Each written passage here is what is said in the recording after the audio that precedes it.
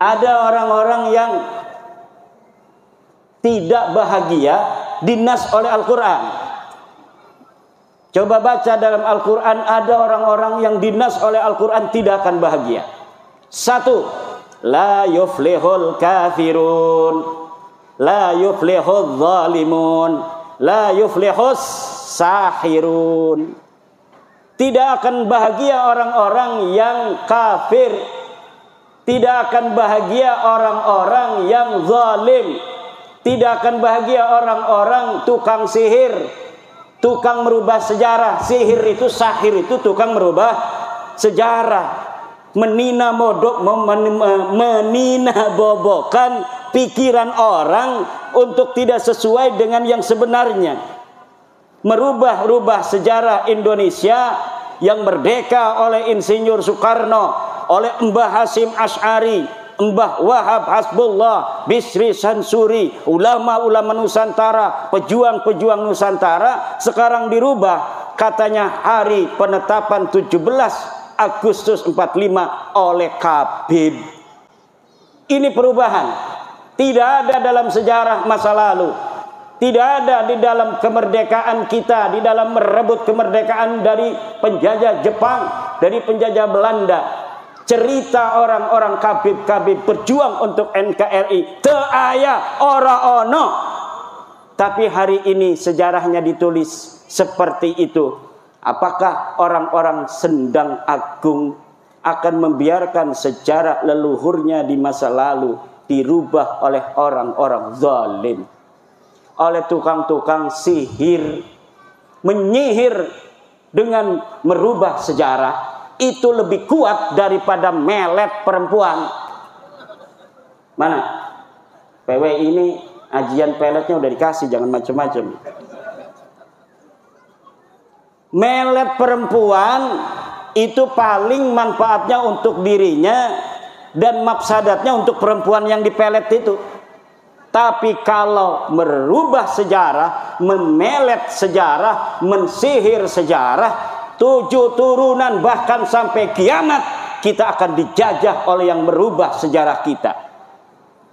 Ketika mereka di zaman-zaman membutuhkan tenaga, membutuhkan darah, membutuhkan perjuangan, membutuhkan pasukan, di mana mereka tidak ada yang mengirimkan pasukan.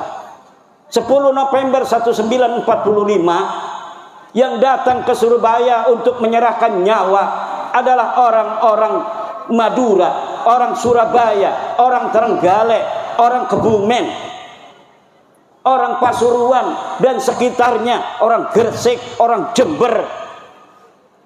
Tidak ada dari orang-orang selain nama-nama Jawa dan nama-nama Islam yang asli dari Jawa yang ikut bertempur. Tapi setelah itu hari ini mereka membuat sejarah bahwa katanya leluhur mereka yang menentukan tanggal 17 Agustus sebagai hari proklamasi. Mereka menulis sejarah bahwa sesungguhnya mereka adalah orang-orang yang di balik layar kemerdekaan Indonesia. Pejuang itu di depan layar, bukan di balik layar. Di balik layar itu kedustaan dan kebohongan. Tidak ada pejuang di balik layar. Pejuang itu harus di depan layar. Seperti Kiai Zainun membuka pondok ini dengan kakaknya Kiai Patah Hasan yang luar biasa, doanya sampai menembus langit tadi, mendoakan kita semua yang hadir. Itu ibu-ibu lagi didoain oleh Kiai Patah Hasan, semoga ibu-ibu banyak duitnya. Itu ibunya diem aja makan snack, padahal lagi didoain kaya raya. Didoain semoga anaknya jadi kiai, jadi camat, jadi bupati, jadi gubernur, jadi presiden, jadi ketua PBB sekalian. Kenapa? Karena kemuliaan kita sebagai manusia ditentukan oleh Allah, bukan berdasarkan siapa keturunan kita. Dan ini yang sedang dibodohi, sedang disihir oleh mereka, bahwa kemuliaan itu hanya berdasarkan keturunan. Orang yang berketurunan mulia, merekalah yang akan mulia. Orang yang sudah keturunan budak tetap selamanya akan jadi budak sampai hari kiamat. Nah, iya lain ajaran Islam, iki dudu ajarane Islam. Ini ngomong Jawa Sunda karena ada orang Sunda juga tadi. Assalamualaikum, saya dari Pandeglang katanya. Biarin dia doang tuh yang ngerti bahasa Sunda. Juga ada kiai teman saya dari Petir ini rupanya. Masya Allah. Sehat kiai. Ini khas merah putihnya ini tuh ada di belakang tuh. Ibu-ibu, bapak-bapak, hadirin ma'asyiral muslimin rahimakumullah. Yang tidak akan bahagia lagi, Kiai Jainun, jangan takut-takut. Kiai Jainun. Ini kalau di lab sampai ke pelosok katanya ini. Tenang aja, Kiai Pelosok juga sama dengan Kiai Jainun. Terpercaya Habib eta turunan Nabi. Teu ngomong doang teu. Sama semuanya. Kiai-kiai kita itu orang yang punya ma'rifat billah. Punya ma'rifat billah. Cuma mereka punya kebijaksanaan kayak Pak Camat. Pak Camat, Pak Bupati, itu mereka jadi bapak bukan hanya untuk kiai. Pak Camat itu anaknya ada yang jawara, ada yang pendekar, ada yang pemabok, ada yang kiai, ada yang santri. Semuanya anaknya Pak Camat, harus dilindungi semua. Makanya dalam setiap desa kadang-kadang Pak Lurah bikin taman bermain. Kiai mah gak bakal bermain-main itu, hidupnya hanya untuk zikir pada Allah. Tapi kenapa kepala desa itu bikin taman bermain? Untuk orang-orang yang gak bisa zikir. Dia bisa tenang kalau ada di taman. Sedangkan manusia itu perlu ketenangan. Kalau kiai nggak keluar rumah dia 2 bulan juga dia biasa-biasa aja. Kenapa? Punya kedekatan dengan Allah yang dia tidak membutuhkan hiburan apapun.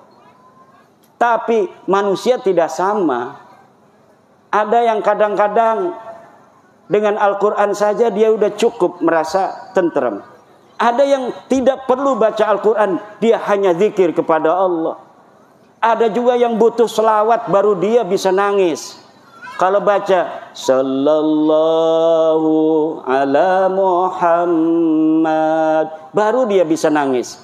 Kalau yang baca selawat Kiai Fatah Hasan, Allahumma sholli ala sayyidina, dia enggak nangis. Padahal bagi orang yang sudah mencintai Rasulullah, tidak penting suara enak ataukah tidak, ketika disebut nama Muhammad, maka dia langsung ada setrum jepret kepada baginda Nabi besar Muhammad sallallahu ala Muhammad. Ada orang yang butuh musik juga. Dia kalau mendengarin musik-musik yang semangat, dia jadi semangat. Kalau dia tidak mendengarkan musik semangat, dia mewek, dia memble. Itu ada yang begitu. Jadi manusia itu diciptakan oleh Allah bermacam-macam warna. Camat, bupati, presiden, itu yang suka sholat anaknya, yang gak suka sholat anaknya, yang suka ngerampok juga anaknya, yang harus diberi hak sesuai dengan amalnya. Dia benar harus dihukum, tetapi dimasukin penjara, dikasih makan sama negara. Kalau kata saya itu para koruptor masukin penjara nggak usah dikasih makan. Coba lihat 12 hari udah mati apa belum. Tapi nggak begitu sama negara itu, sama presiden, sama bupati. Tetap yang nakal pun perampok, penjudi, tukang judol. Bu, suaminya ada yang judol apa tidak? Yang sabar aja. Paling kebun sawit nanti dijual gitu. Jangan sampai ibu-ibu suaminya suka main judi online, berbahaya. Itu tidak akan ada orang kaya raya dengan judi. Teraya. Kalau pengen kaya raya, nanam sawit, jual, celengin. Nanam padi, jual, celengin. Nabung 5.000, kaya raya nanti. Guru-guru, insya Allah jangan khawatir. Dana bosnya tidak akan dikurangi karena efisiensi. Amin ya rabbal alamin. Tenang aja. Negara kita kaya raya, Bu. Negara di dunia ini yang paling kaya raya adalah Indonesia. Jangankan pohon, tongkat saja itu ditanam akan jadi pepohonan. Ini negeri kita Indonesia, makanya banyak orang yang pengen ngaku-ngaku ini negeri adalah negeri mereka. Ini negeri Indonesia, Bintu Tarim. Anak perempuannya Kota Tarim. Kota Tarim siapa itu? Kota apa itu? Kalau anaknya kaya raya begini, harusnya kaya raya itu Kota Tarim. Kaya apa tidak Kota Tarim? Miskin. Kalian orang bodoh. Yang pintar itu orang pelosok. Yang pintar itu orang Riboyo. Yang pintar itu Sidogiri. Yang pintar itu adalah Syekh Nawawi Tanar Al-Bantani. Yang pintar itu santri-santri kita.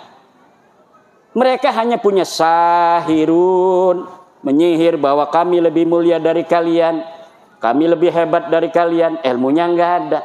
Tapi anehnya masih banyak kita yang bodoh spiritualnya, bodoh emosionalnya. Hanya dengan kata-kata narasi dan diksi begitu kita percaya. Katanya mereka turun nabi, turunan dari mana? Nabi itu orang Arab, wajah kalian bukan Arab itu. Ngaca dong. Kalian Arab apa bukan?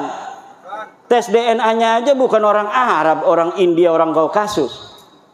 Ini apa ini artinya? Artinya mereka bukan turunan Nabi, wajahnya bukan wajah Arab, wajah India. Tes DNA-nya haplogrup G, orang mana itu? Orang Kaukasus, jalur lakinya. Jangankan turunan Nabi Muhammad, turunan Nabi Ibrahim aja kagak. Kalau orang Indonesia ini kemungkinan besar adalah keturunan dari baginda Nabi besar Ibrahim alaihis salam. Ini berapa? Kenapa ngentul-ngentul begini? Setuju? Bapak-bapak setuju nggak saya ngomong begini? Ini yang pakai merah putih setuju nggak Kiai?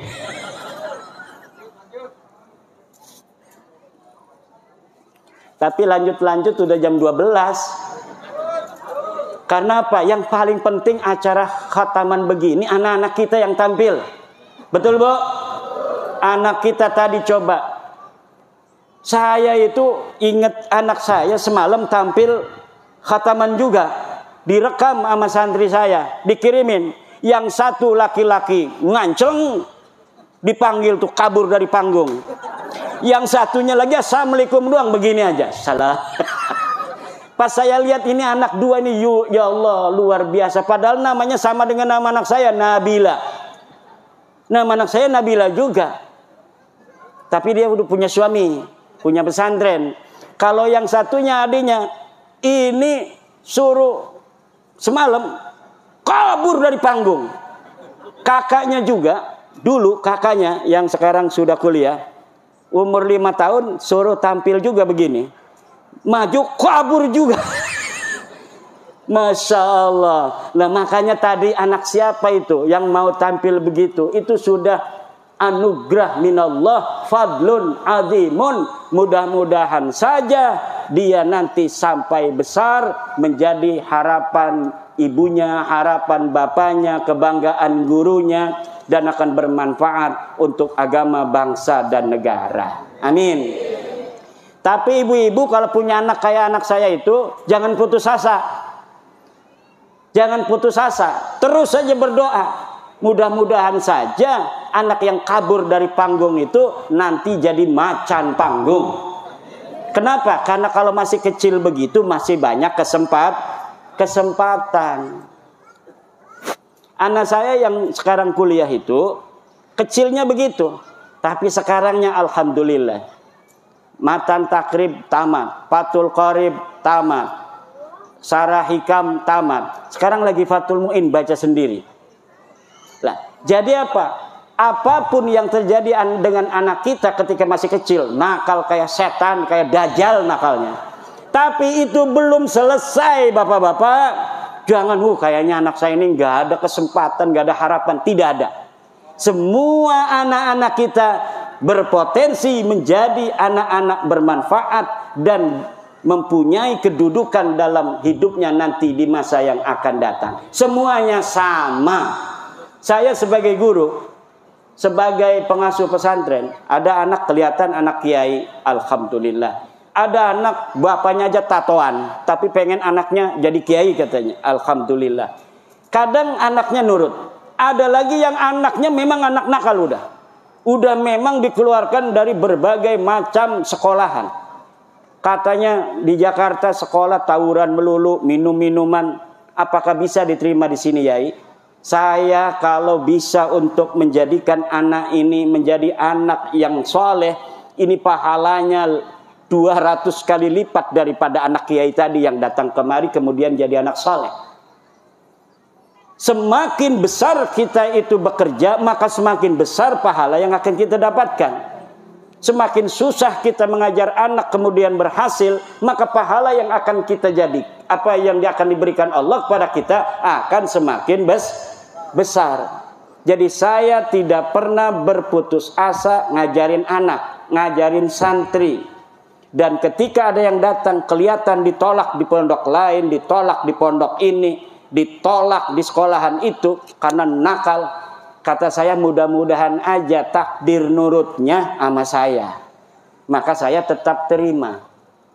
Kecuali udah 3 kali nanti ketika dia ada di pondok, kemudian dia memang sudah tidak bisa lagi untuk diharapkan menurut saya. Kalau menurut Allah kan tetap ada harapan. Tetapi kita harus punya peraturan. Kalau sudah 3 kali dia itu melanggar peraturan yang berat, sesudah diberikan surat peringatan kepada anaknya, pada orang tuanya dikasih informasi tembusan, kita setelah mengatakan bahwa ini mudaratnya anak ini lebih besar, ada di pondok, bisa mempengaruhi anak lain, kita kemudian serahkan kembali ke orang tuanya bahwa kami sudah tidak sanggup lagi untuk mendidik anak bapak. Kenapa? Bukan takut kepada anak ini tidak akan bisa jadi anak yang baik, bukan. Tetapi mendarat kepada yang lainnya itu lebih besar karena dia tinggalnya bersama anak-anak itu. Tapi jangan putus asa wahai bapak, jangan putus asa wahai ibu. Anak bapak dan ibu ini bukan berarti ini sudah ditakdirkan Allah menjadi orang yang tidak manfaat.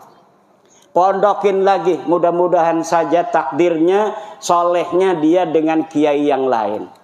Begitu ibu-ibu. Jangan pernah ibu-ibu merasa ketika punya anak yang nakal kemudian itu akhir dari segalanya. Tidak ada kata terakhir sebelum kita ini dipanggil oleh Allah Subhanahu wa taala. Potensi kebaikan semua manusia itu sama. Ini kita yang sekarang jadi santri, jadi kiai, ini belum aman, Pak. Harus hati-hati.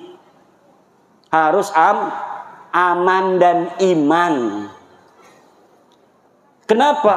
Ada orang yang dari kecil dia berlaku sebagai orang soleh, ketika mau mati bisa saja seperti bir shisha, kemudian dia kafir. Ada orang yang kafir, setelah mau mati dia baru syahadat, aku bersaksi tidak ada Tuhan selain Allah dan Nabi Muhammad Rasulullah. Mati, padahal dia belum sholat, belum puasa. Ini lebih hebat mana?